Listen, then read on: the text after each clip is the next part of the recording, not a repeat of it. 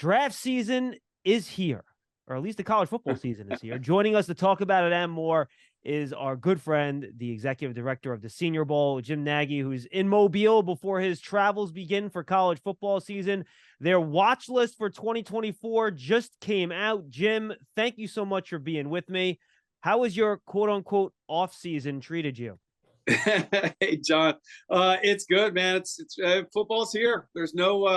There's not much of an off season. We kind of get about the same schedule you probably got. You got. I'm sure you wrap up OTAs up there and get 4 or 5 weeks off, and we're pretty similar. Month of July, we have a Hall of Fame golf tournament that Coach Dave's came down to, and then we kind of went our own ways for about a month, and then got back here late July and cranked back up.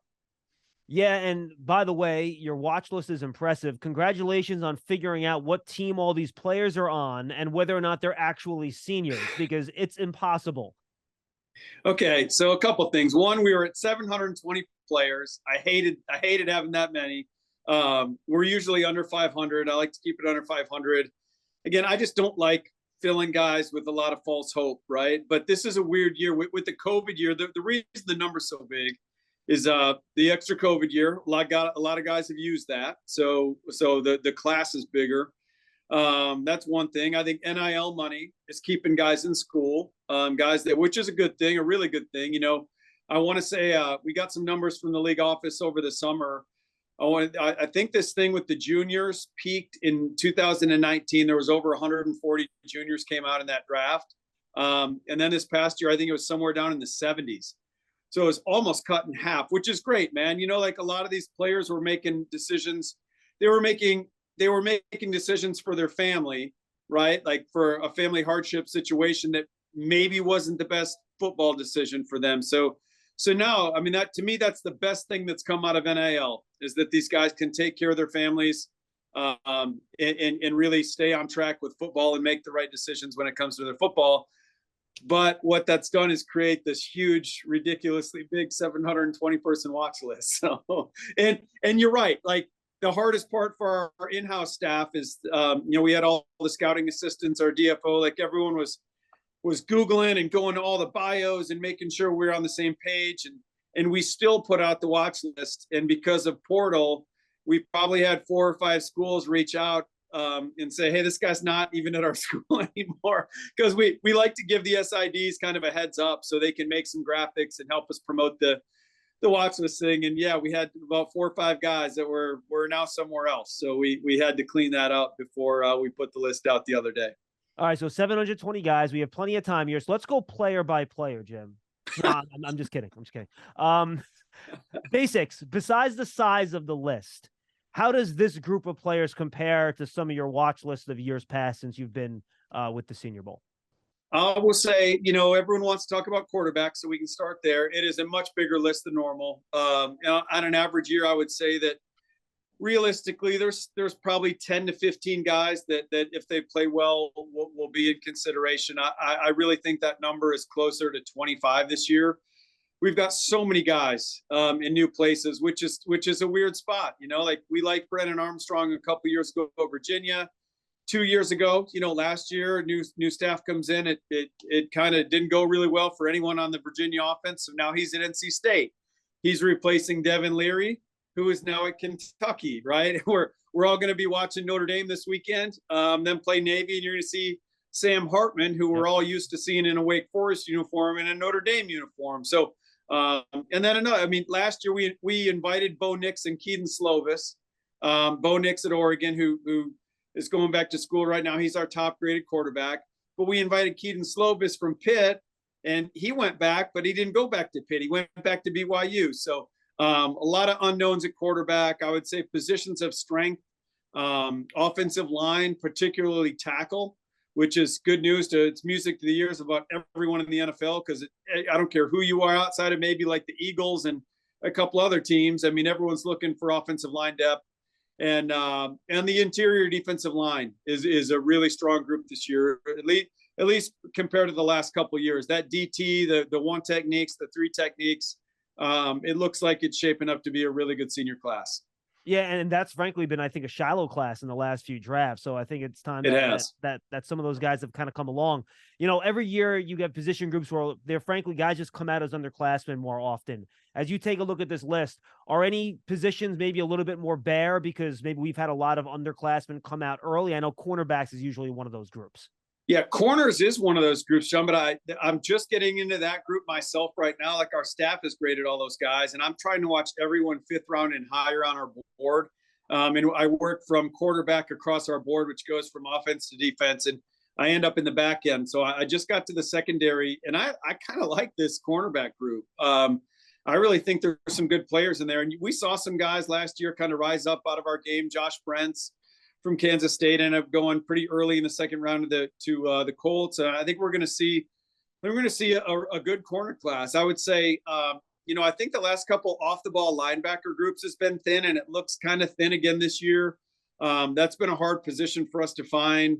And then running back, I think there's some unproven running backs that I think they have talent, but now they're going to be in more prominent roles. I know Georgia's got a couple guys on this year's list, and they were behind Kenny McIntosh, who played in our game last year. So there are some guys that have something to prove, but running back and corner are usually our two spots where the juniors, it's pretty junior heavy position groups. And Ohio State has a couple of running backs too that have dealt with injuries and stuff like that. We'll see if they can kind of put things together. And Georgia stacking talent, really having guys behind really good players that they're ready to go. I can't believe it. Shocker, right? Yeah, I know. I know you put kind of round grades on these guys. What does it look like in terms of number of potential first rounders? I know Jared Verse is one guy that jumps out to me, who probably would have been a top 15 pick last year, right? If he would have came out.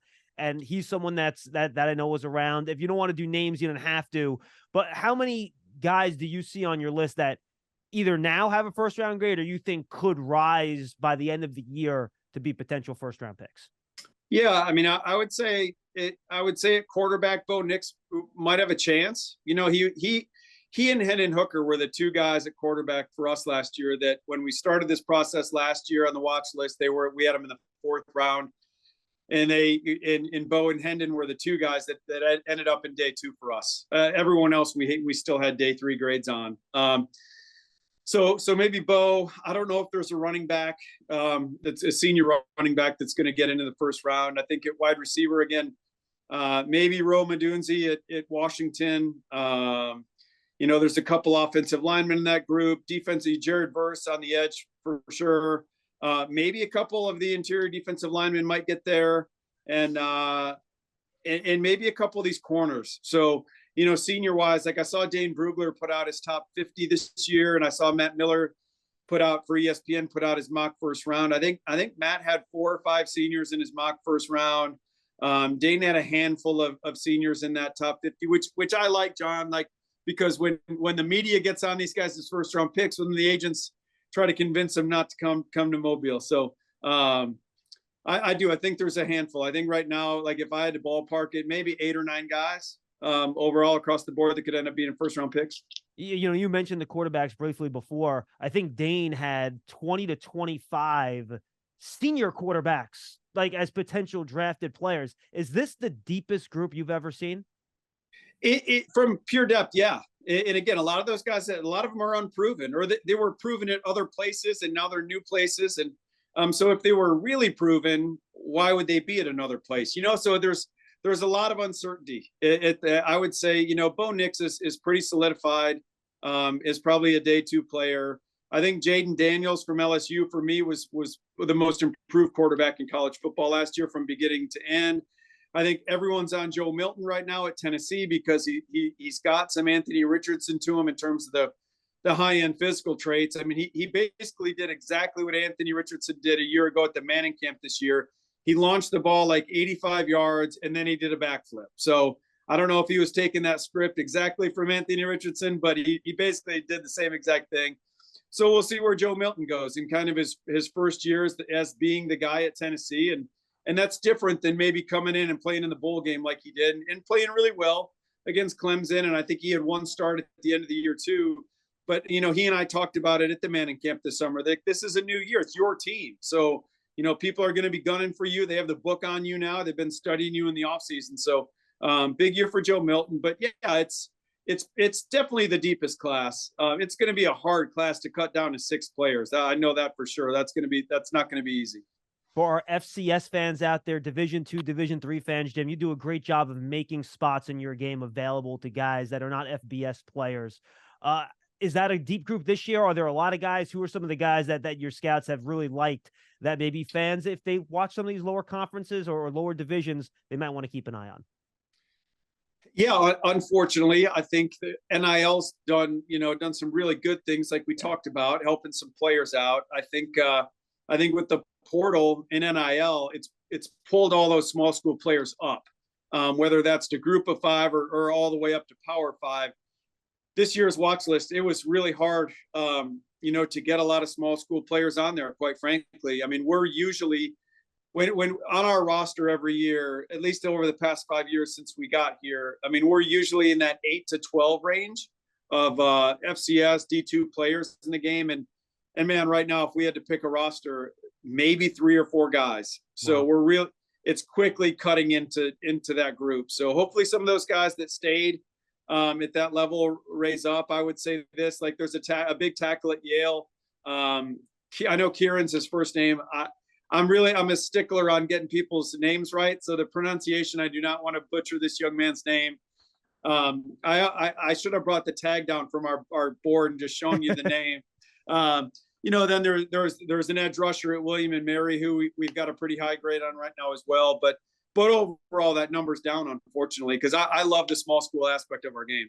Yeah, I call a couple games every year for the Northeast Conference up here. And, this year I talked to all the coaches and media. They're like, yeah, I lost 12 guys to the transfer portal, 8 starters. And it's just the same exact thing you get from every single coach. It's happening all over the place. It's too bad. Yeah, and you hate it for those coaches because they were the ones that identified the guy out of high school, right?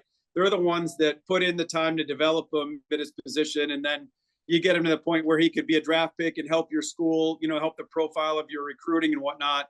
And now you're losing him to a big school. So, man, I hate it for those coaches. And we're just talking about transfers. Who are some of those Division I, power conference schools, Jim, that have really, you think, struck gold with the transfer portal this year that maybe fans are not aware of how talented some of these rosters have become? I would have to start with Florida State, John. Mike Norvell's done an excellent job in the portal. They got a guy like Jaheim Bell from South Carolina. He's kind of a pass catching F tight end. Size wise, like we've got him in the board right now at fullback. Like he could maybe do some fullback stuff. He's been a running back at South Carolina, so he's got that body type. Florida State's done a really nice job. Michigan's done a nice job. They actually convinced a couple offensive linemen to come there, even though they were already loaded on the offensive line. Those are a couple, but there's some good players. Like during our Texas swing last week, Houston got an off the ball linebacker from Oklahoma that they're going to play, is more of an edge player there. He's a Houston native. So he was a good player at Oklahoma. So I think everyone's doing it. But if I had to like pinpoint a couple schools, I'd probably say Florida State and Michigan right now. Yeah, let's stick down there in the ACC then. Florida State, 14 players on your watch list. Miami has 12. Then I was surprised Clemson only 6, which is generally, I think, a little number for that program, right?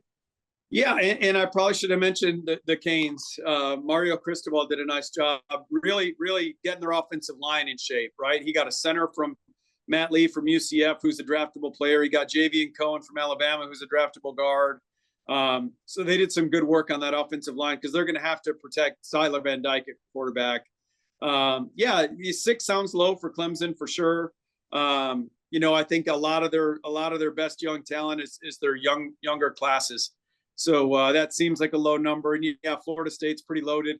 Not just 14 names. I think if you went across the board at the top of our board by grade, they might have the most highest graded players. Wow. When it all Florida State, Michigan, really those two schools in terms of our highest graded, like top 3 rounds, those 2 schools might have the most. Yeah, and the Big Ten is loaded too. You mentioned Michigan, 18 players. I know you said they're loaded with offensive linemen, right?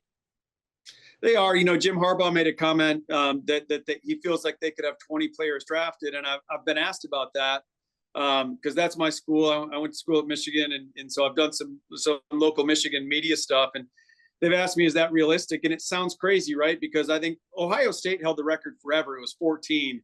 It was an Ohio State team back when I worked for the Patriots. And I want to say like 04, 05. I think they were at 14, and that number stood for a long, long time. And then I think Georgia beat that a couple years ago with 15.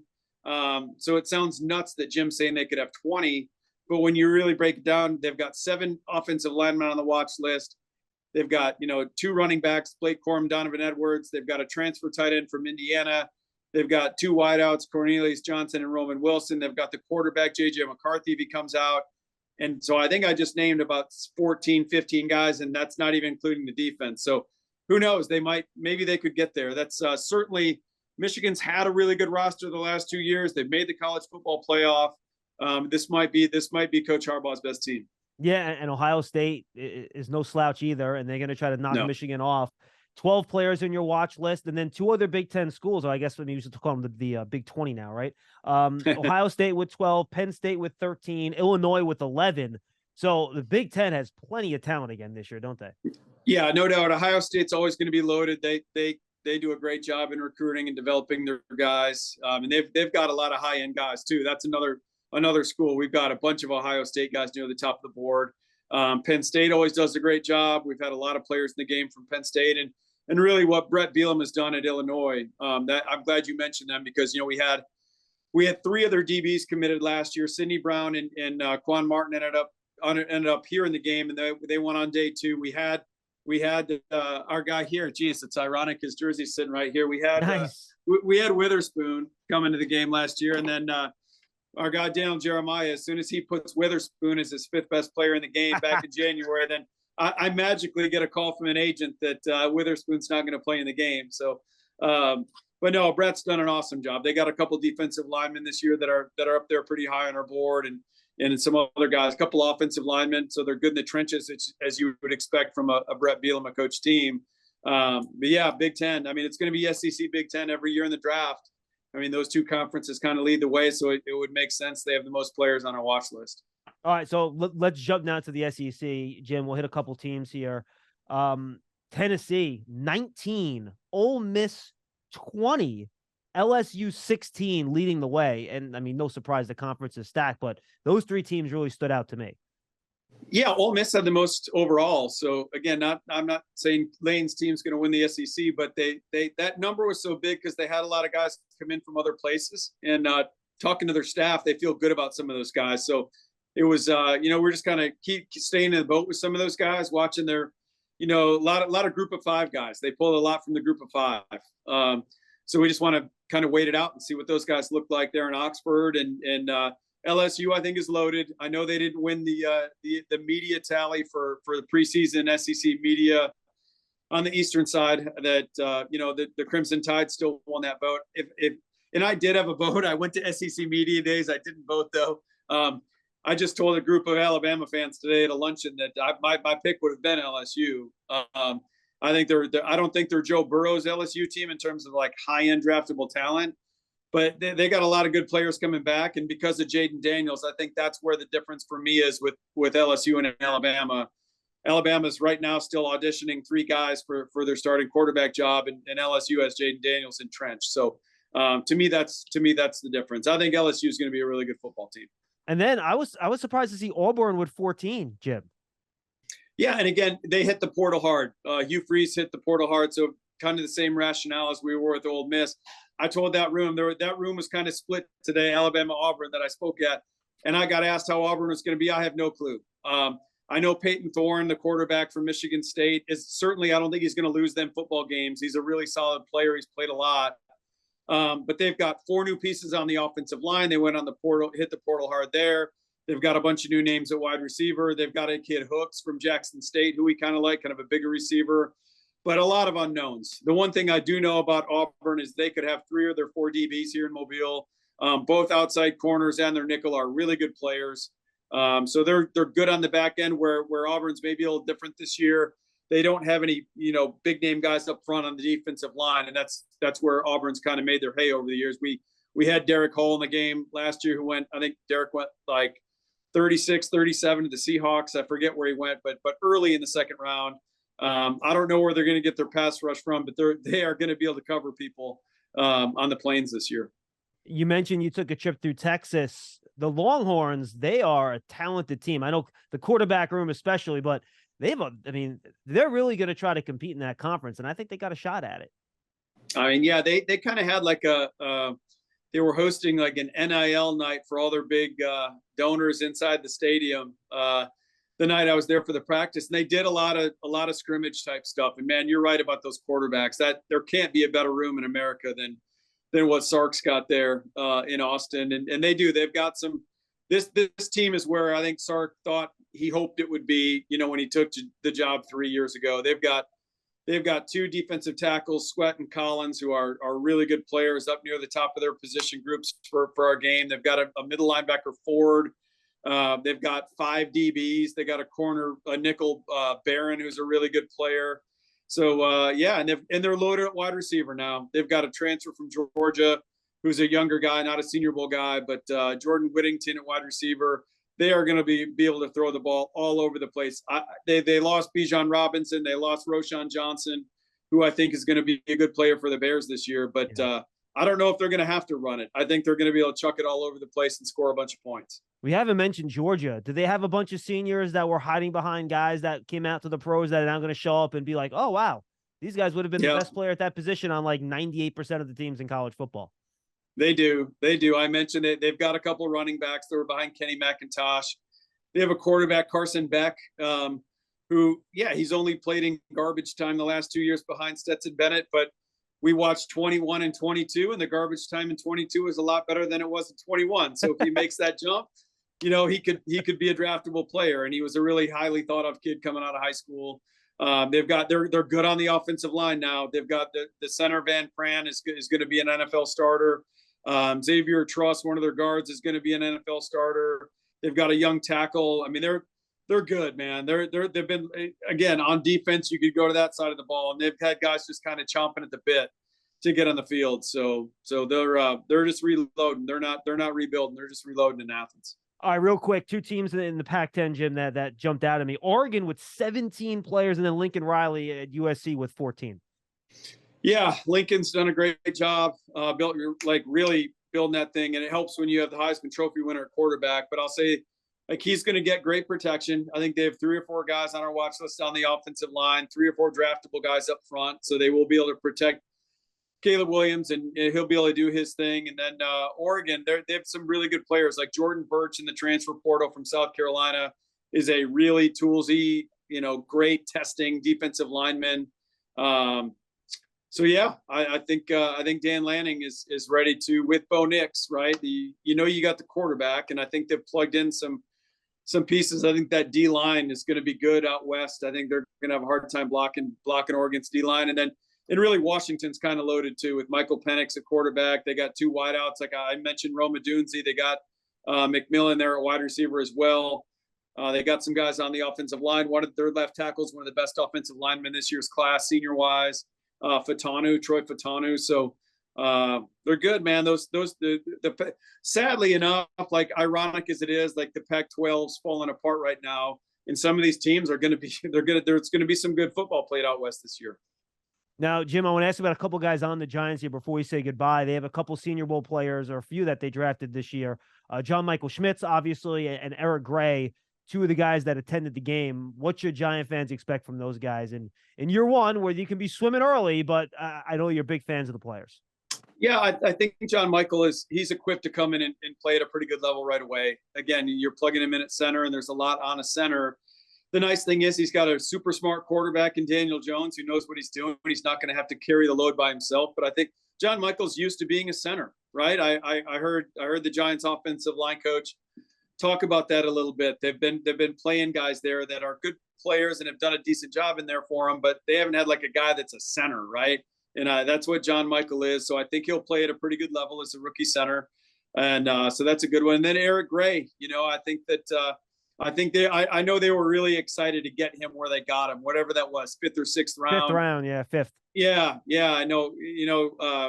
Joe Shane and I were going back and forth a little bit about that on draft, during the draft, and I know he was pumped. They were kind of staring him in the face like they didn't think they would be. So Going back and watching some of these offensive linemen from Oklahoma over the summer, man, you kind of forget how good some of these guys were. Like I'm watching the tape, like how did Eric Gray last in the 5th round?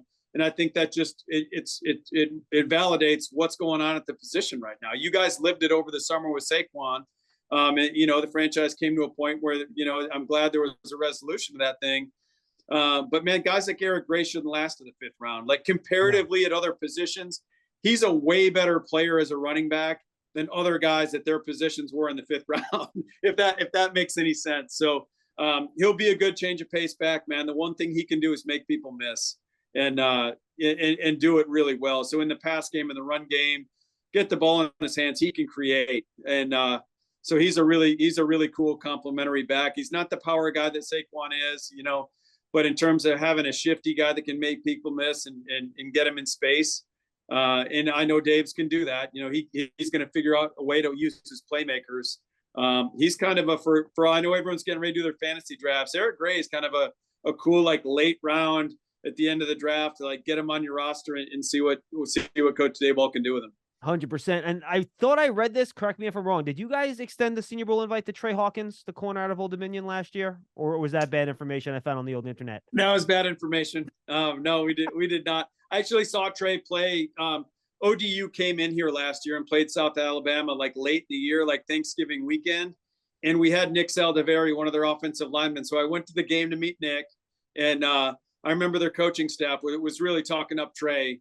And they were like, he's probably not a Senior Bowl guy, might not be a Senior Bowl guy, but we think he's got a chance to get drafted. So is he making noise up there? Is he doing a good job? Right now, Jim, it looks like when the Giants are in nickel, he's going to be the starting outside corner with Deonte Banks, and they're going to slide Adoree Jackson into the slot. I mean, the traits have shown, and Wink is kind of asking him to do what his traits allow him to do, just play, kind of man-to-man inside technique and use your length. And, look, we'll see week 1 against Brandon Cooks and CeeDee Lamb and Michael Gallup, but in camp so far, he's done a pretty good job. Well, that's great to hear, man. I love to hear those stories. I love admitting when we didn't get a player right. If he ends up being a really good player, then we missed on him. But I think that speaks to Wink's coaching, right? I mean, ask a guy to do that's good coaching. Ask a guy to do what he can do, to play to his strengths and play him outside and then move Adoree inside. That's just good coaching. All right, final question, Jim, before we say goodbye. How has your process changed at all or improved or different as you've kind of been in this game for a few years now, how you've built your staff, how you go around your scouting process? Kind of how has it gone and what might be new or different this year, or what have you learned along the way? Yeah, we haven't changed the process too much because, we really, we got the tape. That was the big thing. We got here. There wasn't even tape. The league wasn't even getting All-Star Games tape at that point. So we had to convince the league to give us the tape so we could watch it. So that was the first step of the process. And then it was, getting some real scouts on board here, some guys with NFL experience. Really excited about this year's staff. We've got 11 former NFL guys with over 200 years of experience, not to exclude anyone, but like Scott McCloughan, who was the GM of the 49ers and had some great drafts there in the Washington football team. Scott's going to be doing a lot of work for us. Mark Gorsak, who anyone that watches the Combine knows Mark Gorsak because he's the guy that starts him on the 40-yard line for the 40-yard dash, the former Steelers scout. So Gorse is with us. Walter Julep is back for year 2 with us. Walter is a 37-year NFL veteran scout. He scouted for every coach in Cowboys history. So we've got some really good guys, man, really well-connected guys. And, we can't be at a school every day. We don't have that kind of budget. So to be at the games on Saturdays, be connected, and having scouts, quite frankly, that when they call college coaches are going to pick up the phone, in other scouts, and using those connections, using our relationships the best we can. So yeah, we believe in our process. And again, the big part of our process is having good people.